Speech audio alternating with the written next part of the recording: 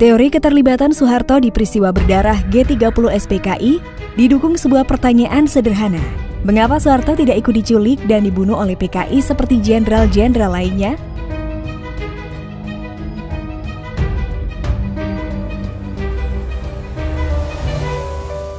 Tapi tunggu dulu. Sebelum melanjutkan ke videonya, jangan lupa untuk klik tombol subscribe dan like-nya ya.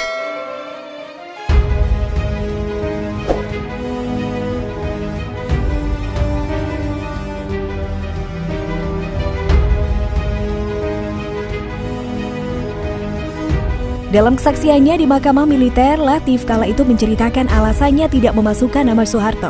Karena kami anggap Jenderal Soeharto loyalis Bung Karno, maka tidak kami jadikan sasaran. Kata Latif seperti dikutip dari buku Gerakan 30 September, Pelaku Pahlawan dan Petualang 2010. Adapun Latif juga melapor ke Maijen Soeharto, yang kala itu menjabat sebagai Panglima Komando Strategis Angkatan Darat atau Pangkostrat. Langkah mengejutkan tersebut dilakukan Latif setelah laporannya kala itu tak ditanggapi oleh Pangdam Jaya Maijen Umar Wirahadikusuma dan Pangdam Brawijaya Maijen Jenderal Basuki Rahmat. Latif menyebut sudah beberapa kali mewanti-wanti adanya upaya kudeta oleh Dewan Jenderal. Menurut Latif, Jenderal Soeharto ketika itu hanya bergeming mendengar informasi itu. Bahkan di malam 30 September 1965, Soeharto memilih mengabaikan Latif yang menyampaikan rencananya menggagalkan kudeta. Adapun Soeharto mengakui ia bertemu dengan Latif menjelang peristiwa G30S. Namun Soeharto memberikan kesaksian yang berganti-ganti. Soeharto mengaku ditemui di RSPAD Gatot Subroto oleh Latif pada malam 30 September 1965. Soeharto saat itu tengah mengajak anak bungsunya Hutomo Mandala Putra alias Tommy yang dirawat karena luka bakar akibat ketumpahan sup panas. Namun kata Soeharto, Latif tidak memberi informasi apa-apa. Justru malah mau membunuhnya saat itu juga. Dia justru akan membunuh saya. Tapi karena saya berada di tempat umum, dia mengurungkan niat jahatnya itu, kata Soeharto.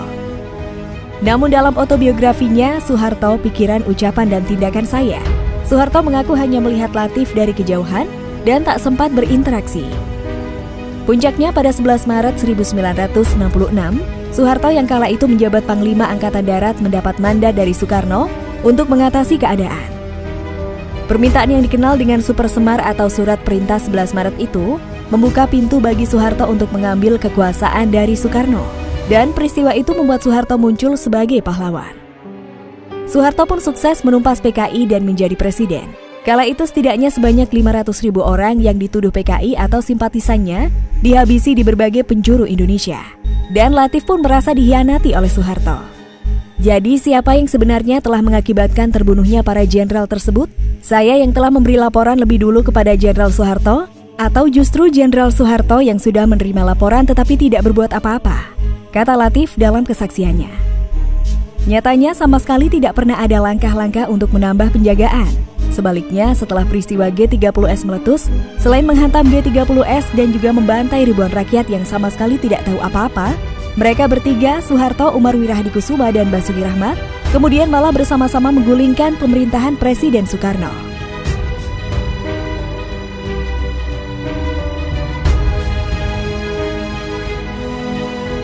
Nah, semoga video ini bisa bermanfaat buat kalian semua ya. Jangan lupa untuk tuliskan komentar kalian di kolom komentar. Dan jangan lupa untuk klik tombol subscribe dan aktifkan lonceng notifikasinya. Terima kasih dan sampai jumpa.